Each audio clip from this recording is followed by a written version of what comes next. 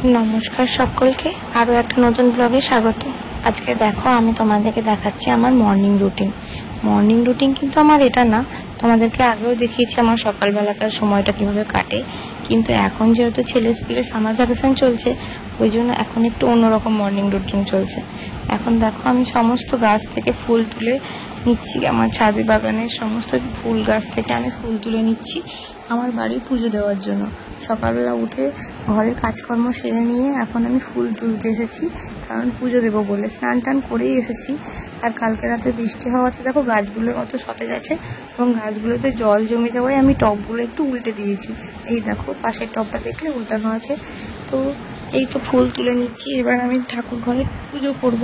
তো তোমরা নিশ্চয়ই লাইভে এবং আরও অনেক ভিডিওতে দেখেইছো যে আমি ফুল গাছগুলোতে কত রকম ফুল লাগিয়েছি। আর দেখো এক ঝুড়ি মতো আমি ফুল পেয়ে গেছি। এখন ঠাকুর ঘরে চলে এসেছি। দেখো গোপাল সোনা এখানে ঘুমাচ্ছে, তো গোপাল সোনাকে ওঠাতে হবে। আর তাছাড়া ঠাকুর ঘরে আরও অনেক ঠাকুর রয়েছে, সরস্বতী, মা তারার চরণ, শিব, দুর্গা, তাছাড়াও রয়েছে গণেশ, রাম, সীতা, লক্ষ্মী নারায়ণ, রাধা কৃষ্ণ, যত রকম পেরেছি। অনুকূল ঠাকুরের দীক্ষিত আছে আমার শাশুড়ি মাতায়, অনুকূল ঠাকুরও রেখেছেন। এছাড়া বাবার লোকনাথও রয়েছে। তো যাই হোক, আমি সমস্ত ঠাকুরের বাসনগুলো তুলে নিচ্ছি। এঁঠো বাসনগুলো এবার ধুয়ে নেব। তোমাদেরকে সাথে শেয়ার করার জন্য ভিডিওটা একটু ফাস্ট ফরওয়ার্ড করে দিয়েছি। ঠাকুরের কাজ করতে আমার খুব ভালো লাগে। তোমাদের কার কার ভালো লাগে একটু কমেন্ট করে জানিও। আর কেমন, আমার যদি কোনো ভুল ত্রুটি হয়ে থাকে অবশ্যই আমাকে জানিও যে এরকম করে করতে হয় কি না। আমি যেটুকু করি মন থেকে করি এবং আমার নিজের চেষ্টায় করি, মানে আমার যেরকম মনে হয় আমি সেরকম করি। তো ঠাকুরের পুজো করতে মোটামুটি আমার 1-2 ঘন্টা লেগেই যায়। মানে চেষ্টা করি একটু তাড়াতাড়ি করার, তাও যদি মনে হয় যে সমস্ত কিছু পরিষ্কার করে করব তাহলে তো 2 ঘন্টা লেগেই যায়।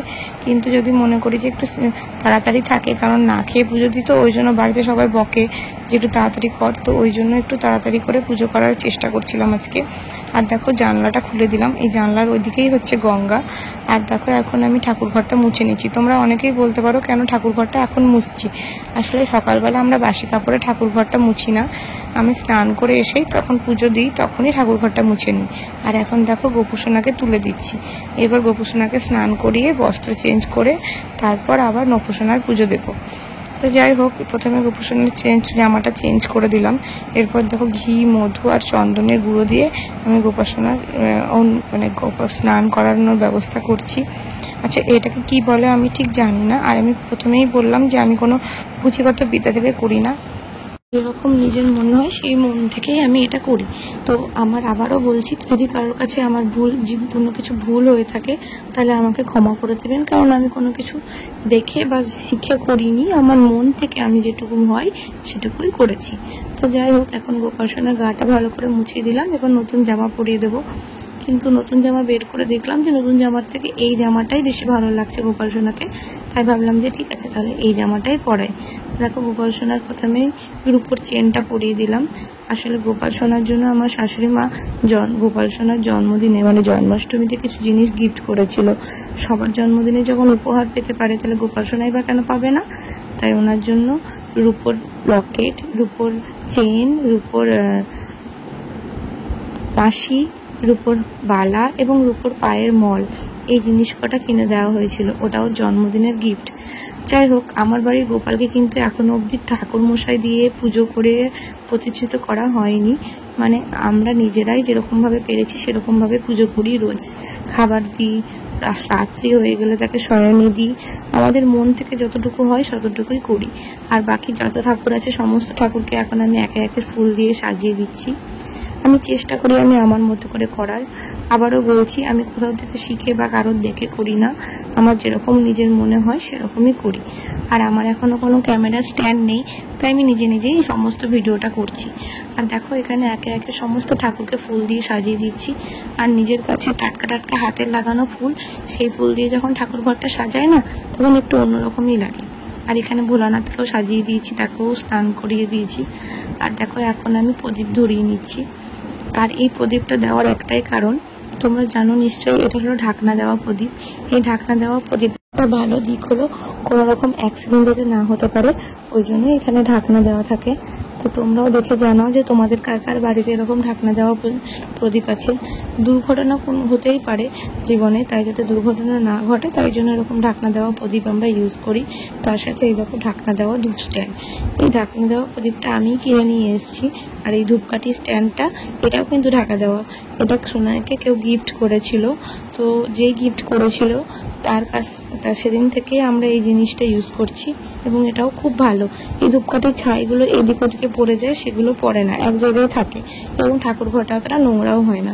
তোমরা চাইলে তোমরাও কিন্তু এভাবে জিনিসগুলো কিনে ইউজ করতে পারো, তার ফলে দুর্ঘটনা হতেও বাঁচবে, তাছাড়া নোংরাটাও কম হবে। আর এখন দেখো আমি একটু আলপনা দিয়ে নেব, কারণ আজকে বৃহস্পতিবার, তো বৃহস্পতিবার একটু আলপনা না দিলে ভালো লাগে। তো এই জন্যই যেদিন ভিডিওটা করেছিলাম ওদিন বৃহস্পতিবার ছিল বলেই আমি আলপনাটা দিচ্ছিলাম। আর দেখো এখন আমি খুঁজছিলাম তুলি, কিন্তু আমি তুলিটা পেলাম না, আসলে টিকটিকি আছে। তাছাড়াও অনেক সময় ঠাকুর ঘর পরিষ্কার করা হয়, এই কারণে তোমার কোথায় ঢুকে গেছে তাই খুঁজে পেলাম না। তাই হাতে দেখলাম যে তুলো দেওয়া আছে, মা হয়তো তুলো দিয়ে আলপনা দিয়েছিল, তাই তুলো দিয়েই আমি দেবো বলে ঠিক করলাম। এখন ধূপকাঠিগুলো লাগিয়ে নিচ্ছি, তারপর আমি তুলো দিয়ে আলপনা দেব। মাল কিছুই আলপনা সেরকম না, মা লক্ষ্মীর একটা পা আঁকবো। আচ্ছা, তোমাদের যদি আমার এই ভিডিওগুলো, আমার এই ব্লগগুলো ভালো লেগে থাকে তাহলে অবশ্যই কিন্তু আমার চ্যানেলে সাবস্ক্রাইব করে দিও, যাতে আমি আরও নতুন নতুন ভিডিও বানানোর একটা ইন্সপায়ার পাই তোমাদের কাছ থেকে। দেখো ভাইরাল হতে পারবো কিনা জানি না, ভাইরাল হতেও চাই না, হয়তো ভিডিওগুলো থেকে যাবে।